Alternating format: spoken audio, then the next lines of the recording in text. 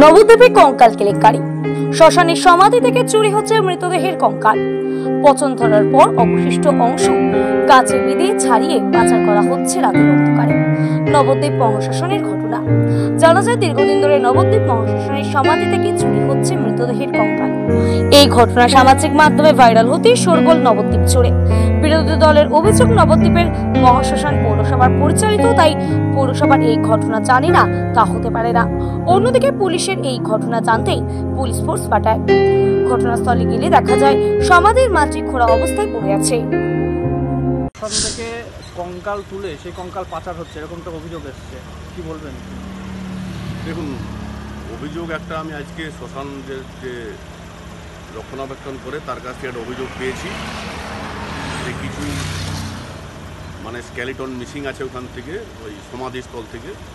আমি personally visit করেছি, কিছু মিসিং আছে দেখলাম, আবার অনেকটা জলে বসেও গেছে।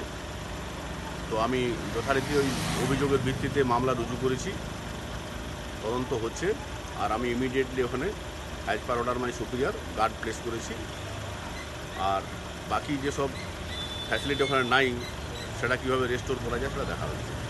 দীর্ঘদিন ধরে এইটা চলছে বলে স্থানীয়রা অভিযোগ করছে। সেই ক্ষেত্রে আপনারা গিয়েছিলেন, কটা বডি এরকম তোলা হয়েছে বলে মনে হচ্ছে?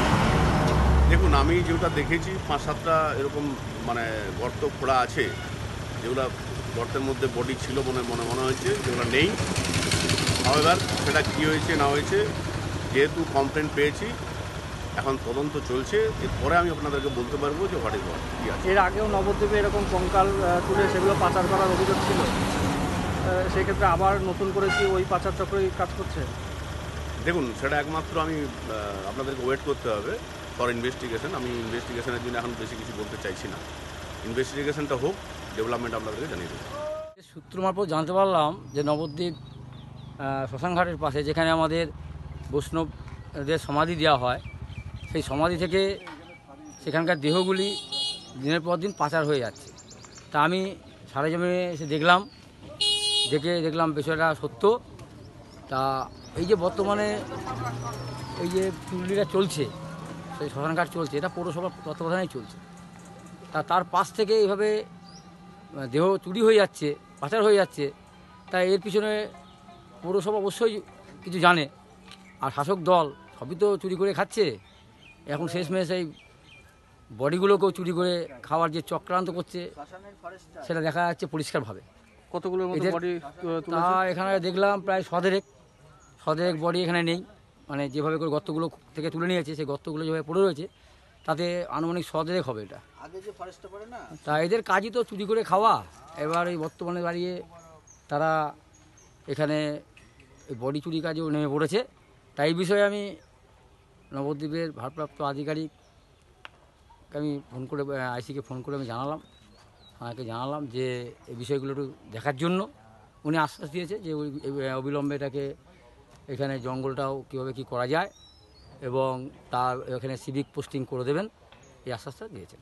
তাহলে এই যে বডি দিনের পর দিন চুরি হয়েছে, প্রায় বলছেন 100 থেকে 150 বডি চুরি হয়েছে, তাই এইটা কি পুলিশ প্রশাসনের নজরে ছিল না, নাকি না এরা সব? দেখুন, ঘটনা হচ্ছে এর বিষয়ে তো পিছনে তো প্রচ্ছন্ন মদত দেখা যাচ্ছে। এটা যেহেতু পৌরসভা পরিচালিত, তা শাসক দল, এটা চোরের রাজত্ব চলছে। সব কিছুতে চুরি এদের রয়েছে, সমস্ত জায়গায় এদের কেলেঙ্কারি রয়েছে। এই নতুন কিছু না যে এখানে বডি চুরি করবে, মানুষের দেহ বিক্রি করে খাবে, এটা স্বাভাবিক ঘটনা। এটা এখানে যে বডি তুলে সেগুলো তো প্রসেসিং করে, সেগুলো কোথায় কি করছে, এরকম কিছু জানতে? দেখুন, এই বিষয়গুলো নিয়ে আগামীতে আমরা আমাদের উচ্চস্তরে জানাবো যে কীভাবে কি হচ্ছে, কোথায় কি চক্রান্ত কোথায় গিয়ে জড়িয়ে আছে, কোন নেতা মন্ত্রীর পিছনে আছে, এগুলো বের হবে। এগুলো রাস্তা বের করা হবে। আপনার নাম? আমার নাম শশধর নন্দী, আমি নবদ্বীপ বিধানসভার কনভেনার।